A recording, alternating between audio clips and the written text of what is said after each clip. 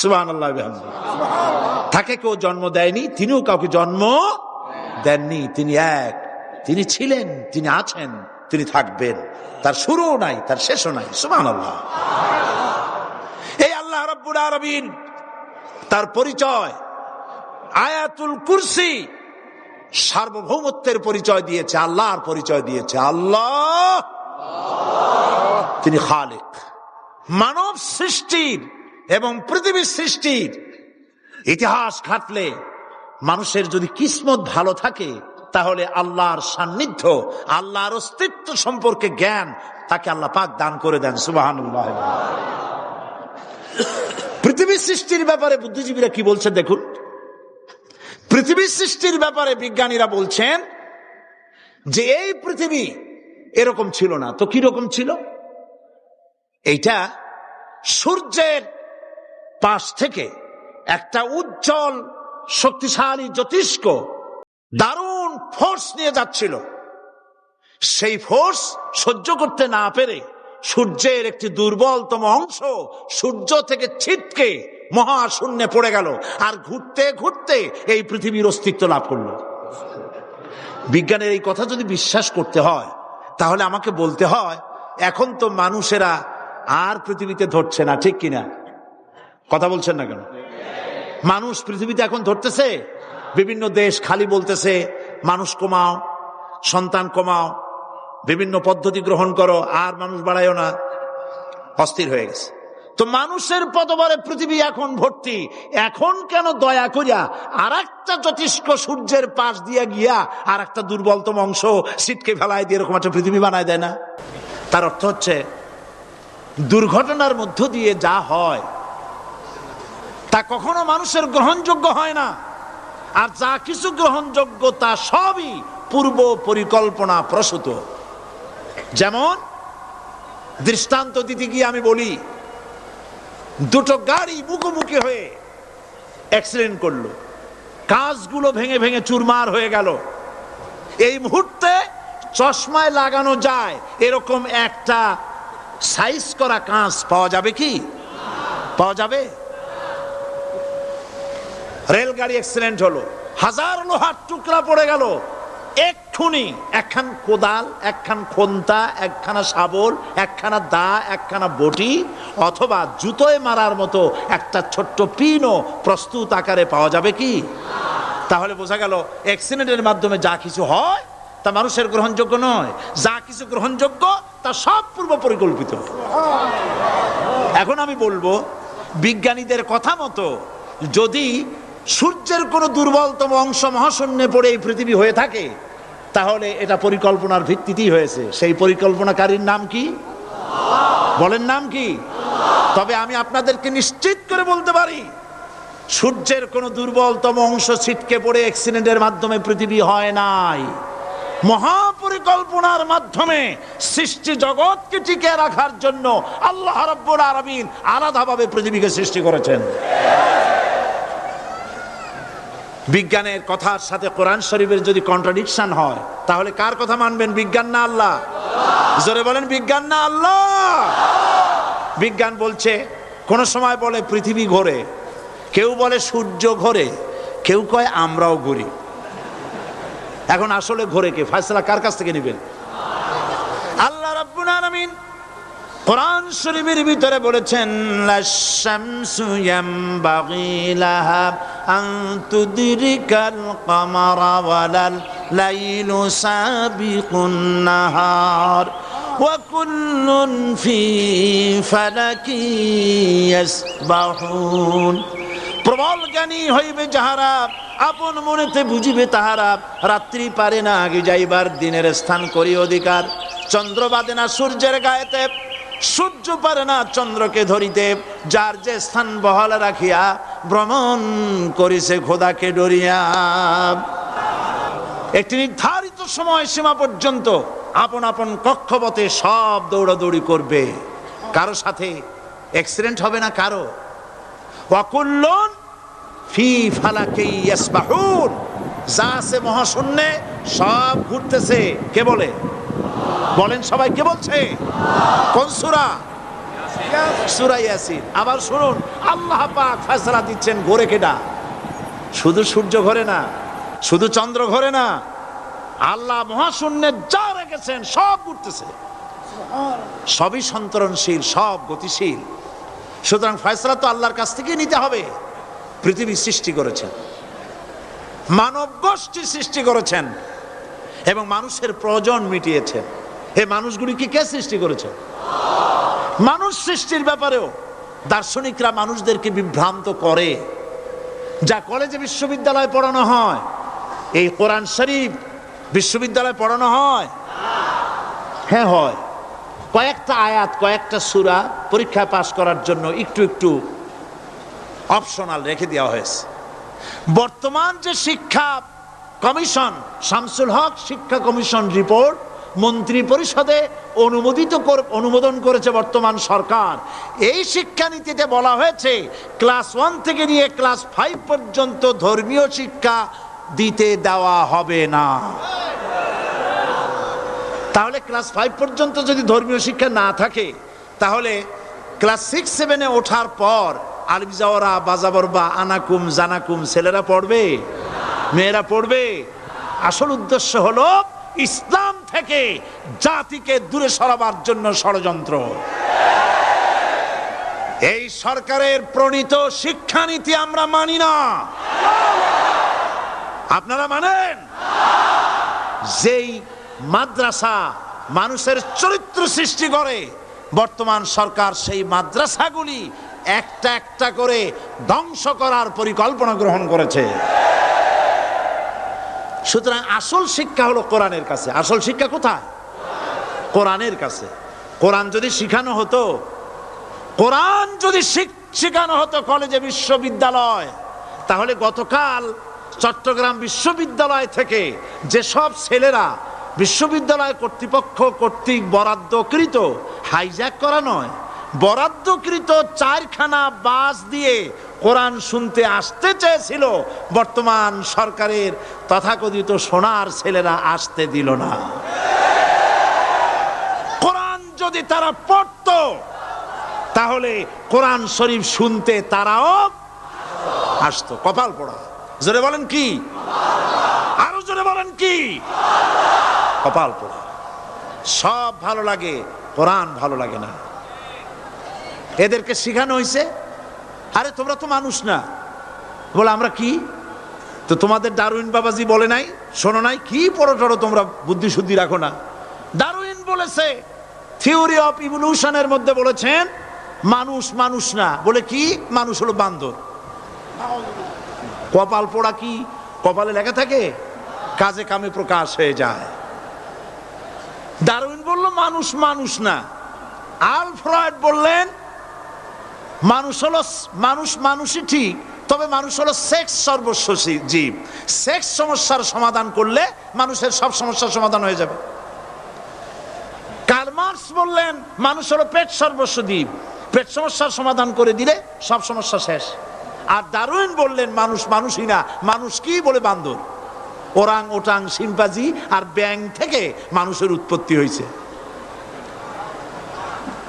আমি যখন জীবনের প্রথম শিম্পাজি দেখলাম, ওরাং ওটাং দেখলাম, তখন আমি মনে করেছি যে ডারউইন খামোখা ভুল করে নাই। এইটা দেখেই ও মনে করেছে যে এই হচ্ছে আমার মাতামহের গোষ্ঠী, এই হলো পিতামহের গোষ্ঠী। আপনারা একটু মাথা কাটায় চিন্তা করেন, মানুষ যদি বান্দর থেকে হবে, আজও বানর ফরেস্ট এরিয়া আছে কিনা বাংলাদেশে? চিল্লায় বলেন আছে কিনা?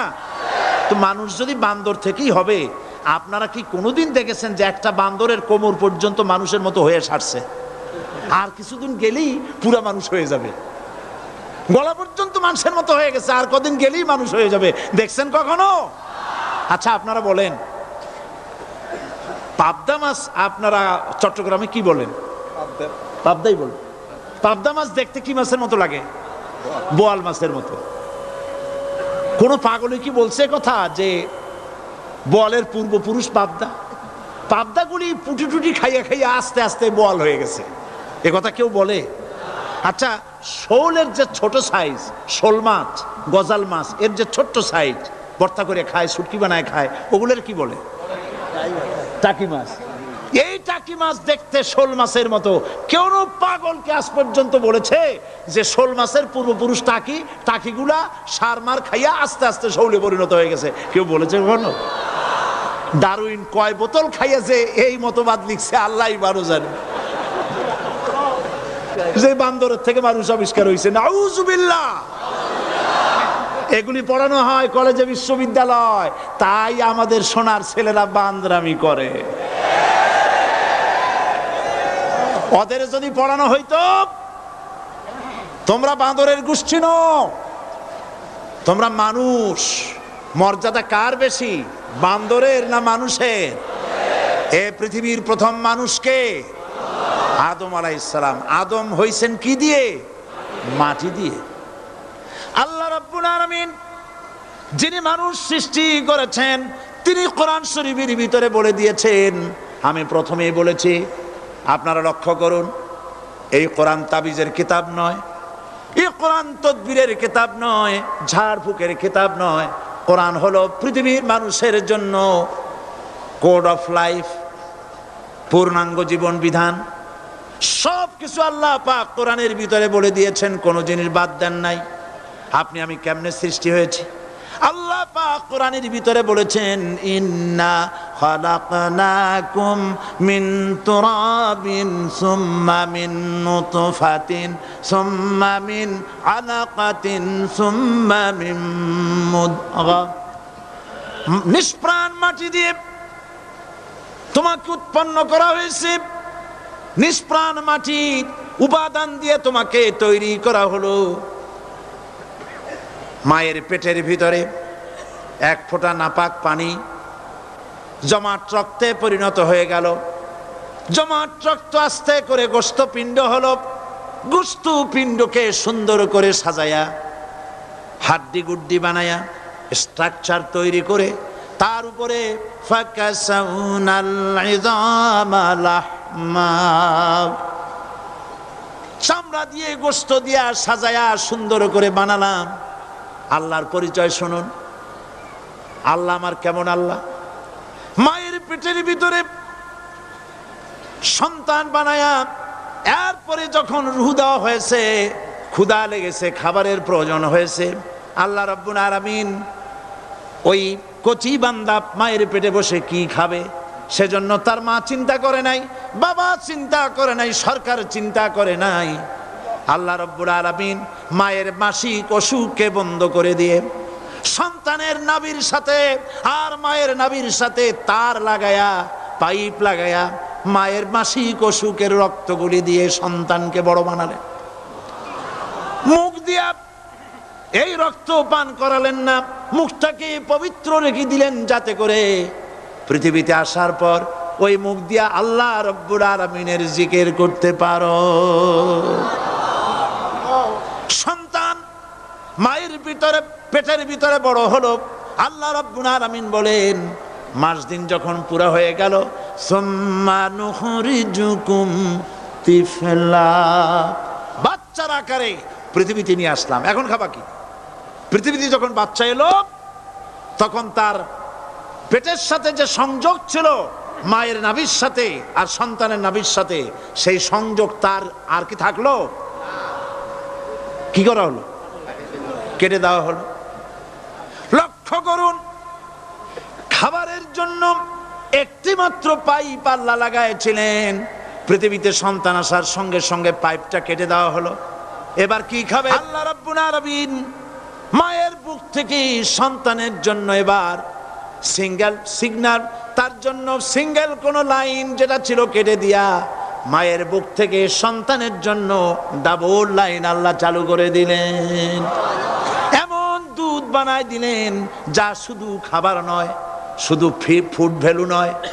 এই দুধের ভিতরে ক্যালসিয়াম, এর মধ্যে ভিটামিন, এর মধ্যে আয়রন, এর মধ্যে মেডিসিন। দুনিয়ার এই সন্তান ছিল ফি কারারিম মাকিন, সুরক্ষিত জায়গার ভিতরে ছিল। কোনো পলিউশন সেখানে যেতে পারতো না, রোগের জার্ম সেখানে যেতে পারতো না। দুনিয়ায় এলো দূষিত আবহাওয়ার ভিতরে।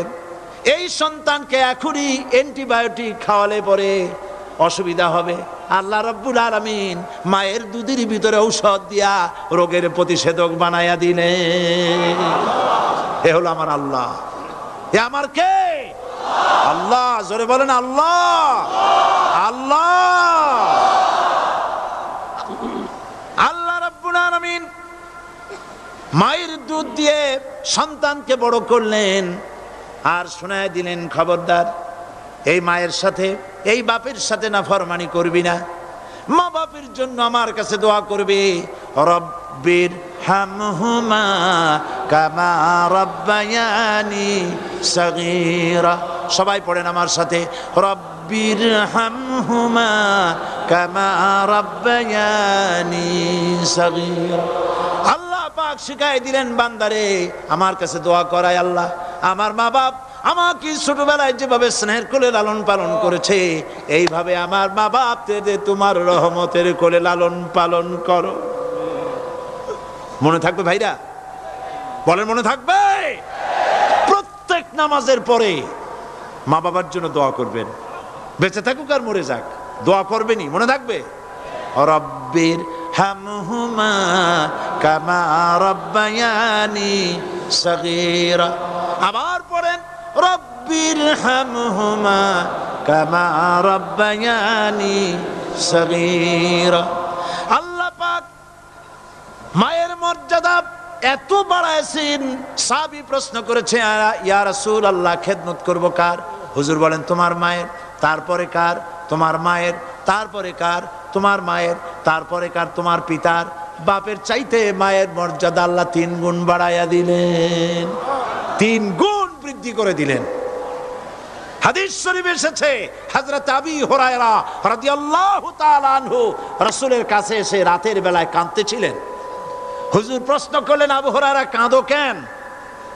হযরত আবু হুরায়রা বলছেন, হুজুর মা আমাকে মেরেছে। তিনি প্রশ্ন করলেন, আচ্ছা মা তোমার মারলো কেন? তুমি কি কোনো বেয়াদবি করছো?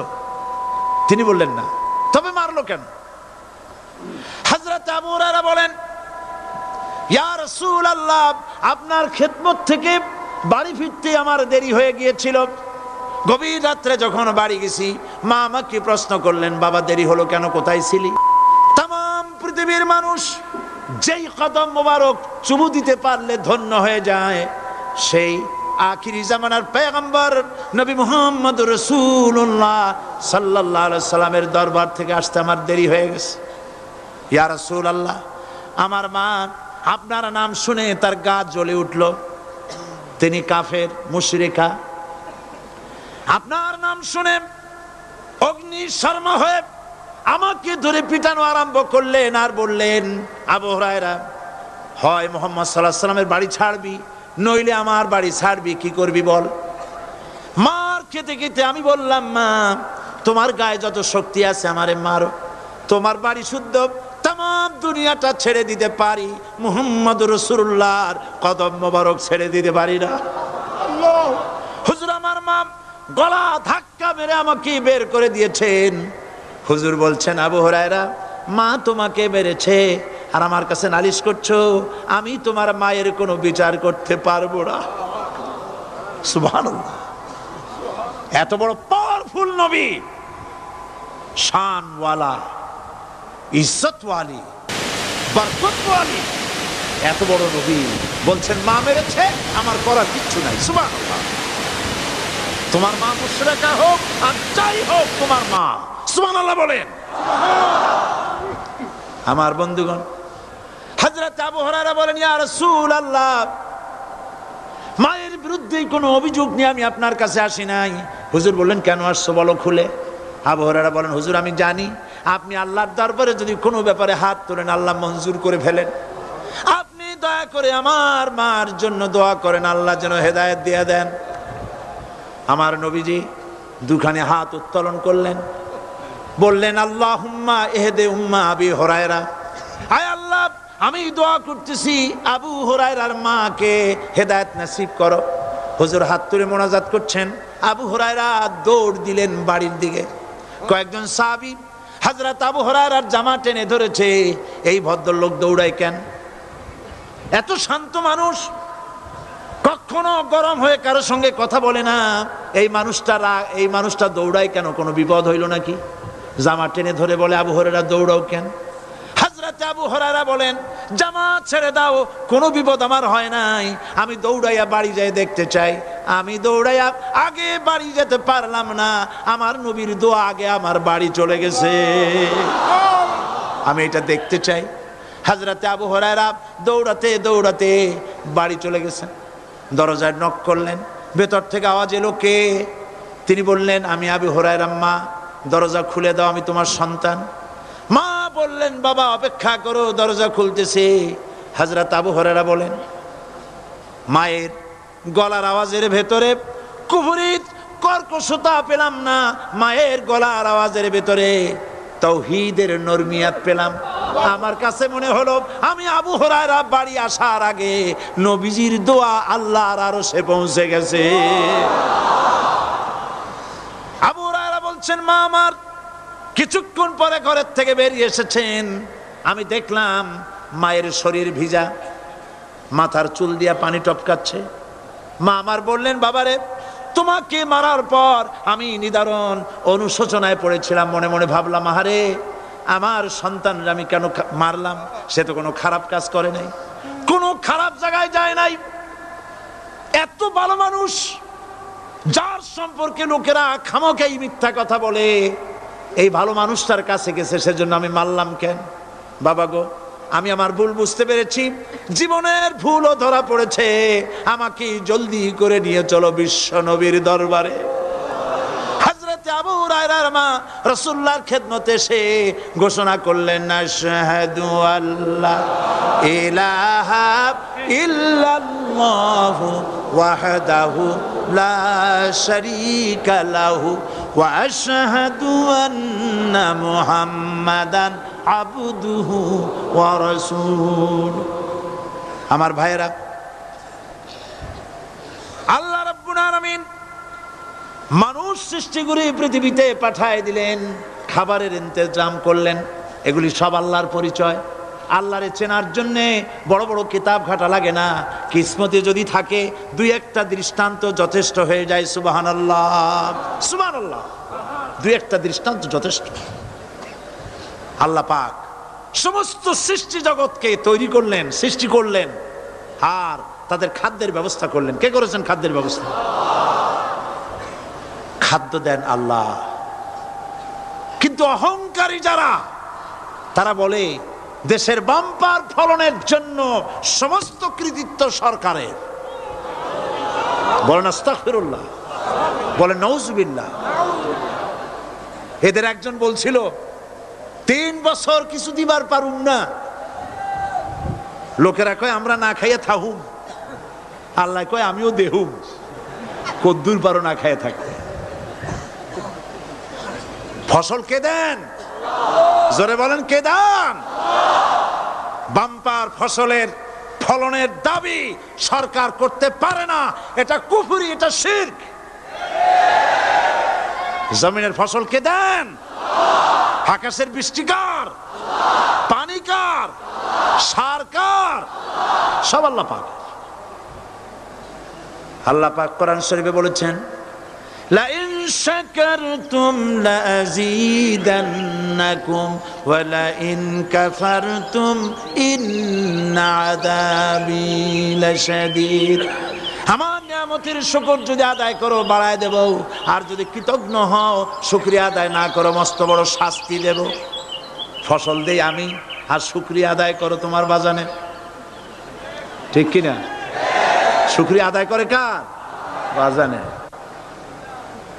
একটা লোকের, একটি মানুষের যেই প্রশংসা এই সরকার করলো, বিগত 4.5 বছর ধরে একটা মানুষের যত জিকির করলো, প্রশংসা করলো, ছবি টানাইলো, যদি এতটা জিকির, এতটা স্মরণ আল্লাহ রাব্বুল আলামিনের করতো, ওদের জন্য আল্লাহর জান্নাতের দরজা খোলা হয়ে যেত। প্রশংসা করবে কার? চিল্লায় বলুন, আল্লাহ পাকের প্রশংসা করো। খেতে দেওয়ার মালিক তিনি। আল্লাহ পাক বলছেন, আল্লাহকে তার পরিচয় আল্লাহ তুলে ধরেছেন, ওয়ামা মিন দাব্বাতিন ফিল আরদি ইল্লা আলাল্লাহি রিজকুহা। এই পৃথিবীর ভিতরে এমন কোন বিচরণশীল জীব নাই যার রিস্কের দায়িত্ব আমি আল্লাহ গ্রহণ করি নাই। সুবহানাল্লাহ বলবেন না? রিস্কের দায়িত্ব কার হাতে?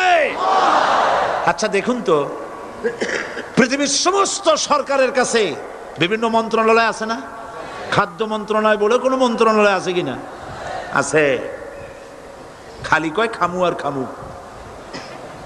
খাদ্য মন্ত্রণালয় আছে, থাকার পরেও মানুষ না খাইয়া মরে, ঠিক কিনা? এবার একটু তাকান তো, জ্ঞানের চক্ষু দিয়া তাকান। ফরেস্ট এরিয়া, বাঘ আছে কিনা? নাই। সিংহ আছে কিনা? গন্ডার আছে কিনা? হাতি আছে কিনা? বিশাল বিশাল প্রাণী আছে কিনা?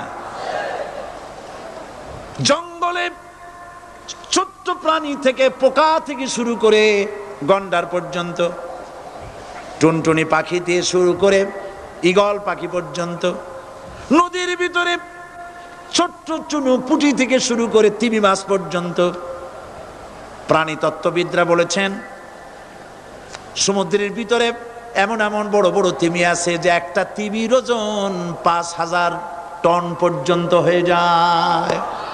5000 টন তিমিটার ওজন। এর যখন বাচ্চা হয় তখন বাচ্চার দৈনিক দুধ লাগে 50 থেকে 60 মণ পর্যন্ত। কে ব্যবস্থা করে?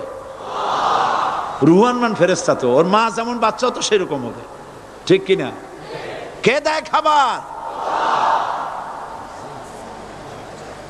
এবার দেখেন তো, আপনার দেশের এই জঙ্গলে কত হাতি আছে। হাতিরা মিছিল করে আসছে যে আল্লাহ আমাদের এখন আর খাইতে যাইতে দিতে পারে না, বাংলাদেশের গভর্নমেন্ট কিছু দাও।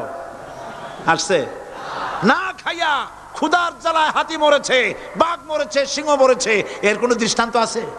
ক্ষুধার জ্বালায় আকাশের উড়ন্ত পাখিরা ছটফট করে মারা গেছে, দৃষ্টান্ত আছে?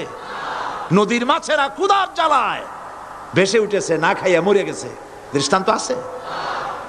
মহান আল্লাহ রাব্বুল আলামিন কোরআন শরীফের ভিতরে বলেছেন অনেক প্রাণী এমন আছে যারা তাদের খাদ্যকে সঞ্চয় করে না, খাদ্যকে জমা করে না, আহরণ করে না।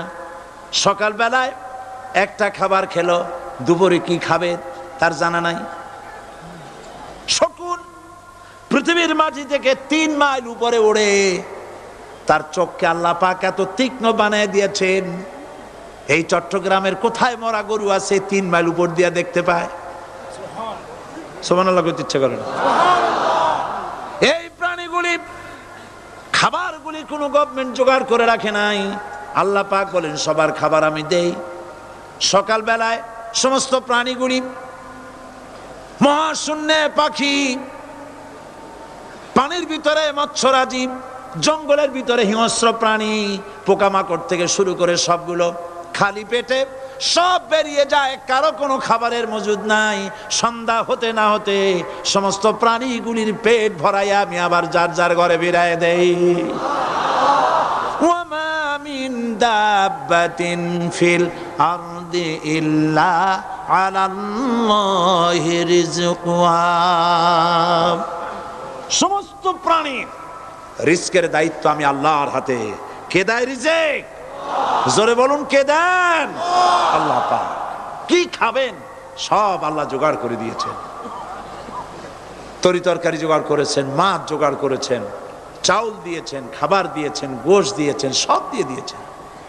আল্লাহ রাব্বুল আলামিন সমস্ত জিনিস দিয়ে মানুষকে আল্লাহ পাক তার জন্য আল্লাহ সব করেছেন। খালাকালাকুম মা ফিল আরদি জামিআ। এই পৃথিবীতে যা তৈরি করেছে সব তোমার জন্য। এ হচ্ছে আমার আল্লাহ, এ হচ্ছে আমার কে? আল্লাহ। সে আল্লাহ পাক বলছেন, আল্লাহর পরিচয় তিনি স্রষ্টা, তিনি রিজিক দাতা। এবার আইনদাতা কে? আইনদাতা কে? আরো জোরে বলুন।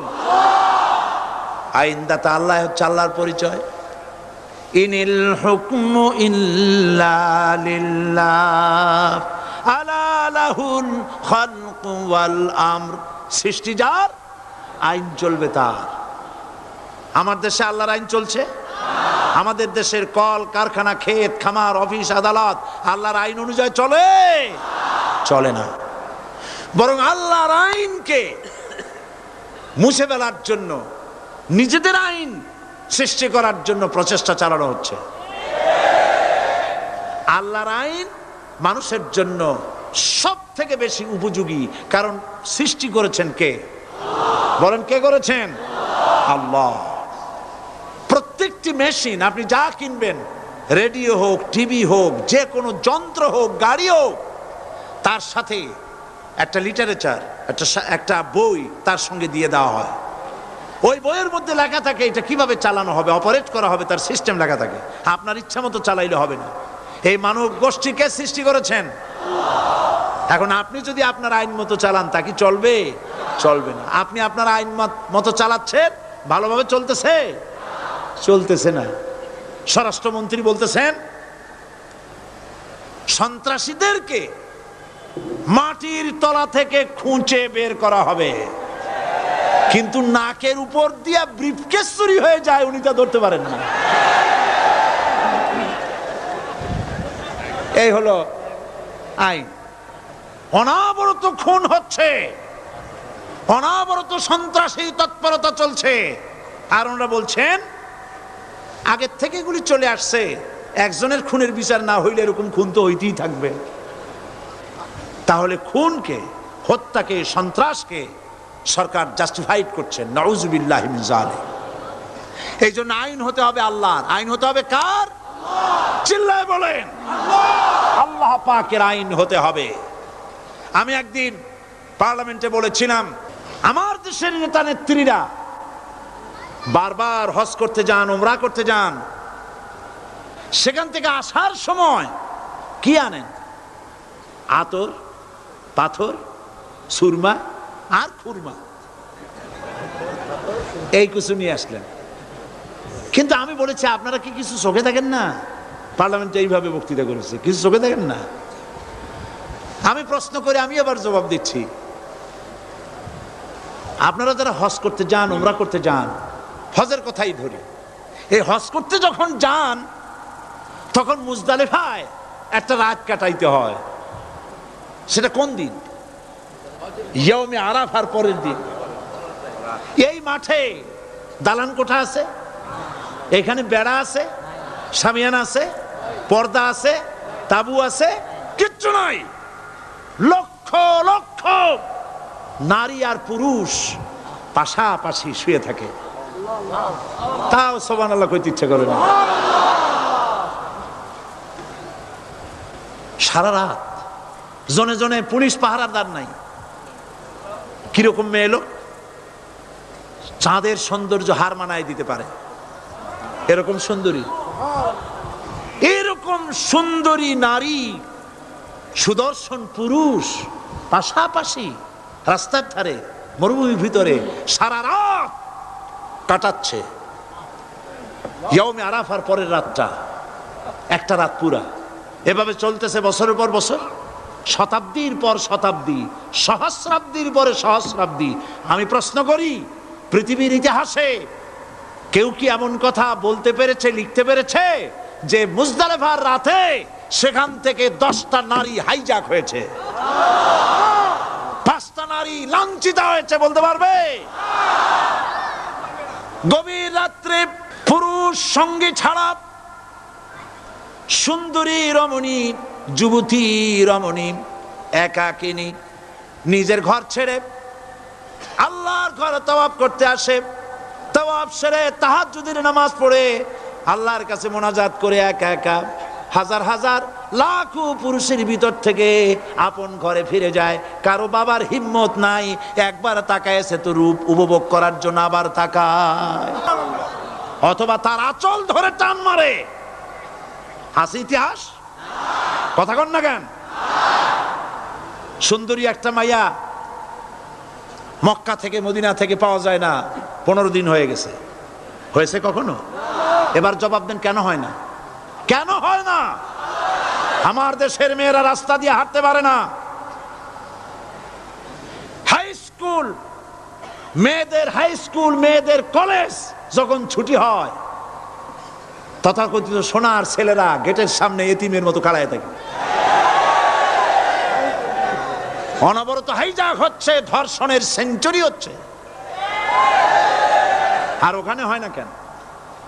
ওখানে হয় না এই কারণে, এই কোরআনের আইন আল্লাহ রাব্বুল আলামিন যে আইন দিয়েছেন, ওখানে আইন বলবৎ আছে। আছে নাকি? আছে কিনা? কোন পুরুষ কোন নারীকে ধর্ষণ করেছে যদি প্রমাণিত হয়, সে যদি ফাহাদের ছেলে হয় আর ফাহাদের মেয়ে হয়, কোরআনের শাস্তি হলো পাথর মেরে উড়াইয়া দাও। তাকে জানিয়ে দেওয়া হবে রেডিও টিভির মাধ্যমে, জেনাকারের ব্যভিচারীর শাস্তি হবে। চতুর্দিকে হাজারো লোকেরা দাঁড়াবে, হাতে পাথর নিয়ে, পাথর মেরে তাকে তার গোশত হাড্ডি বাতাসের সাথে উড়ায় দেবে। একজন মানুষ আর একজন মানুষকে খুন করলো, এই আসামি ধরা পড়ে গেল, কোরআনের শাস্তি হলো যখন ধরা পড়বে প্রমাণিত হবে, যেমন ভাবে হত্যা করেছে ওরেও হত্যা করো। এই আইন যদি বাংলাদেশে যদি এই আইন চালু হয়ে যেত, খুনের আসামি ধরা পড়েছে জেনার আসামি, প্রকাশ্য ময়দানে এলো, সাক্ষী প্রমাণে কোর্টে প্রমাণিত হলো সত্যি সে খুনি। এই বিশাল আউটার স্টেডিয়ামের মাঝখানে খুনি কি দাঁড় করাও, চতুর্দিকে হাজারো লাখো মানুষ থাকুক, রেডিও টিভির ক্যামেরা কার্যকর হবে, পত্র পত্রিকার সাংবাদিকরা আসবে, তরবারির এক আঘাতে খুনির কল্লাটা উড়ায় দাও, দেহটা নিঃসাড় হয়ে জমিনে পড়ে যাবে। এই দৃশ্য যারা দেখবে স্বচক্ষে, রেডিওতে, পত্র পত্রিকায়, আর 1 বছরের ভেতরে খুন করার হিম্মত কারো কলিজায় উঠবে? জেনাকারের পাথর মেরে উড়িয়ে দেওয়ার শাস্তি যদি চোখে কেউ দেখে, জেনা করার পুলক আর জাগবে? এটা নাম আল্লাহর আইন। এই আইন কার? এই আইন কার? এই আইন যতদিন পর্যন্ত বাংলার মানুষের, মুসলমানদের উপরে কার্যকরী না হচ্ছে, এই দেশে কার্যকরী না হবে, ততদিন পর্যন্ত হত্যা, ধর্ষণ, খুন বন্ধ হবে না। বন্ধ হবে। সুতরাং এই আইন হচ্ছে কার? আরো জোরে বলেন, আল্লাহ রাব্বুল আলামিন। মহান আল্লাহ রাব্বুল আলামিনের এই আইন অনুযায়ী যদি দেশ চলে, মানুষ শান্তি পাবে, চুরি বন্ধ হবে, ডাকাতি বন্ধ হবে, জেনা বন্ধ হবে, হত্যা ধর্ষণ বন্ধ হয়ে যাবে। নবীজি এমন একটি আইন চালু করে দিয়ে, কোরআনের বিধান চালু করে দিয়ে এমন একটা সমাজ চালু করেছিলেন, যেই সমাজ সম্পর্কে হুজুর নিজে বলেছেন, খায়রুল কুরুনে কারনি, সর্বশ্রেষ্ঠ যুগ হলো কার যুগ? আমার যুগ। সুবহানাল্লাহ বলেন। রাসূলের যুগ হলো সর্বশ্রেষ্ঠ যুগ। সেই কোরআন, সেই হাদিস আজও আছে না নাই? বলেন জোরে, আজও আছে না নাই? সেই কোরআন এবং সুন্নাহ দিয়ে দেশ শাসন হোক, এটা কি আমরা চাই? কারা কারা চাই? দু হাত উঁচু করে দেখান।